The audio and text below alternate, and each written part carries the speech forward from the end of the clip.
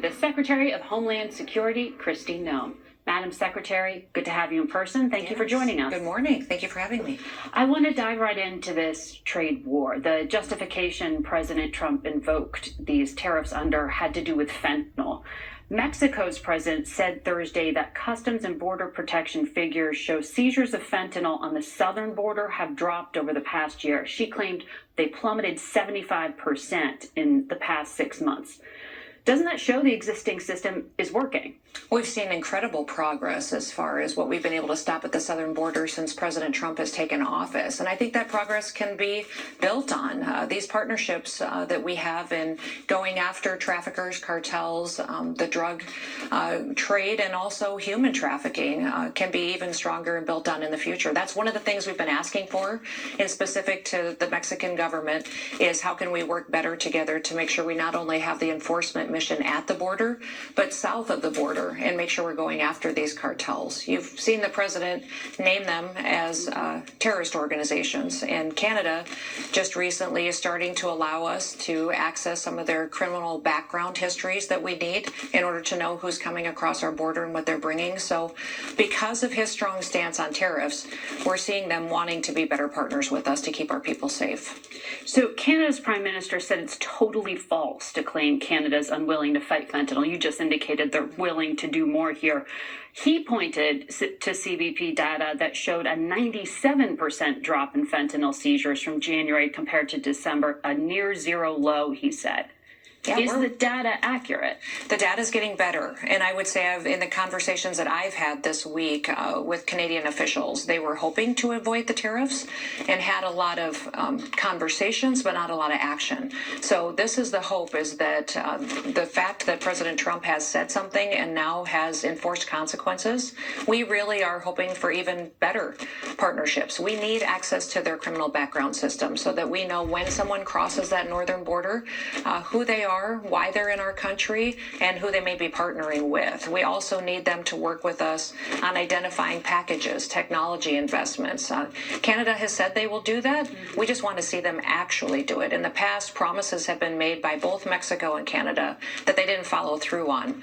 Their naming of a fentanyl czar in Canada is important. That's great. Now let's see really what happens. President Trump's been strong, and I think that's why you've seen the data going our direction. But boy, every day people in this country are dying of overdoses, and I don't want any more families to have to deal with that tragedy if it can be avoided and we can have a stronger relationship. So you just gave specific examples of what Canada and Mexico can do, presumably to avoid the tariffs that are now being pushed off till April 2nd. Right. The Commerce Secretary said in another network, if fentanyl ends, I think these will come off. But if fentanyl does not end, or he's uncertain about it, meaning the president, they will stay on until he's comfortable. Is it that general, or are these very specific things that you can kind of go through and check to avoid these tariffs? Yeah, I've had very specific conversations with Canadian officials and Mexican officials on what they can do. So they know what they can do to help avoid tariffs in the future and what we're expecting of them. If they do it, we shall see. We all recognize that each one of these leaders has political environments in their home countries as well, but President Trump means business, and he meant it when he ran to be president of the United States again, and since he's taken office, that he will put America first. And every day in this country, we have seen over the last several years violence and unsafe streets and cities, and people lose their children and grandchildren, and he's taking action to make sure that we're cleaning up the mess that Joe Biden left behind, and that we have a much safer country and where Americans can look forward to the future.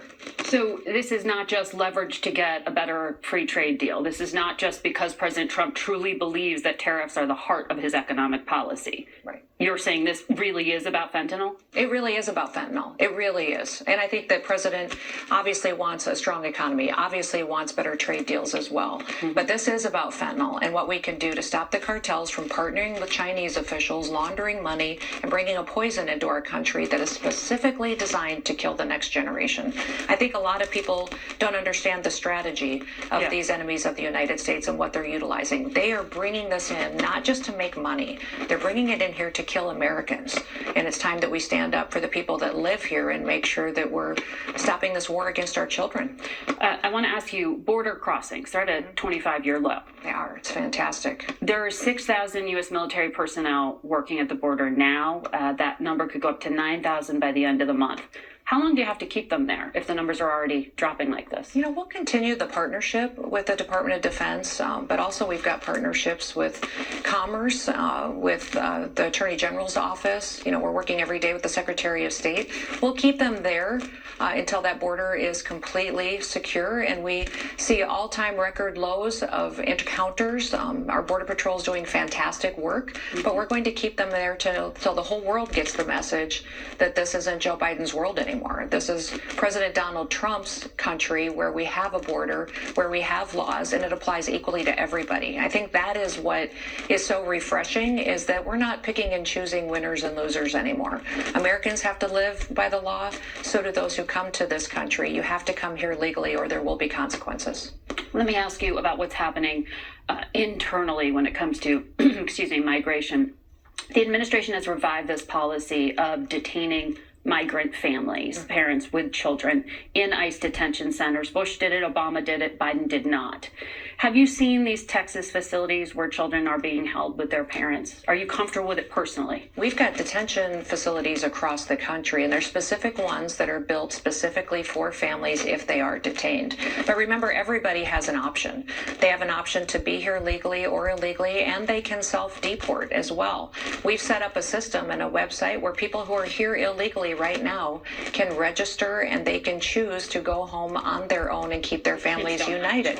Well, the kids do have a choice. If they have parents, they make a choice to keep their families together if they want to, or not. If parents make a decision to leave their children behind, then that's a choice that they made as a family. And we need to remember that when Americans break the law and they have consequences or face a situation, they're separated from their families too. I don't believe we should prioritize people from other countries above Americans. But when it comes to reviving the policy of separating families from their children at the border, we're actually reviving it. It's that President Biden didn't follow the law. He didn't follow the law in the fact that it's always been equally applied until his administration. And then he made decisions to ignore federal law in how he handled immigration and enforcement within our borders. And so today we're expanding our team at ICE, and we're going to have an acting director in Todd Lyons, who has a long history with Tom Homeland. They have worked together to build on these enforcement operations. So we're also naming a deputy secretary in Madison Sheehan that was going to be another expansion of this team. They've done incredible work cleaning up our communities and making them safer. Adding more people to the team with Todd and with Madison is going to allow us to partner with local law enforcement officials to make sure that we truly are following through on enforcing the law. And if you break our law, then there's going to be consequences. So you want the number of deportations to tick up? I do, absolutely. So people, remember, they have an option to go home on their own. Yeah. We are giving them that opportunity to do that, and we will help facilitate that. And if they don't,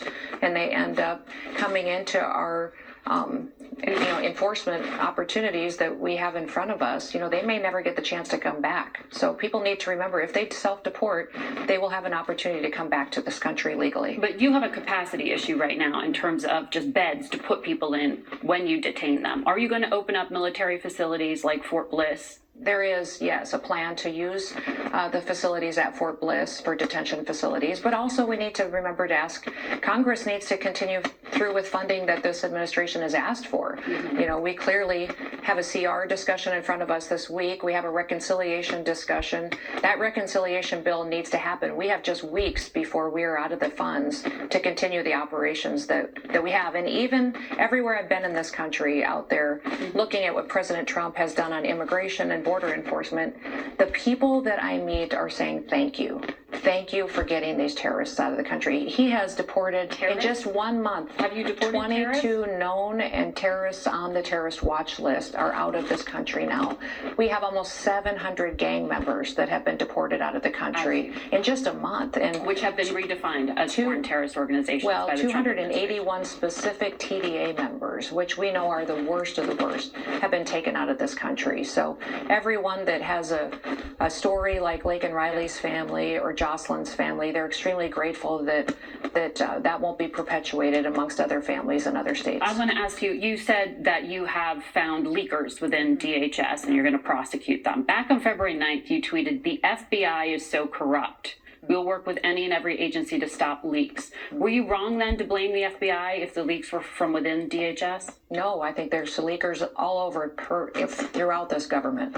I think that everybody needs to be, I think these in DHS specifically, these two, were leaking our enforcement operations that we had planned and we're going to conduct in several cities and expose law enforcement to vulnerabilities, to those ops being jeopardized to where their lives would be in danger. So they will be prosecuted and they could face up to 10 years in federal prison because they did that. Anyone who is leaking information outside of how something is planned for the safety of those law enforcement officers needs to be held accountable for that. And you're going to continue these polygraphing Absolutely. of employees? The authorities that I have under the Department of Homeland Security are broad and extensive, and I plan to use every single one of them to make sure that we're following the law, that we are following the procedures in place to keep people safe, and that we're making sure we're following through on what President Trump has promised, that he's going to make America safe again. Madam Secretary, thank you for your time today. Thank you.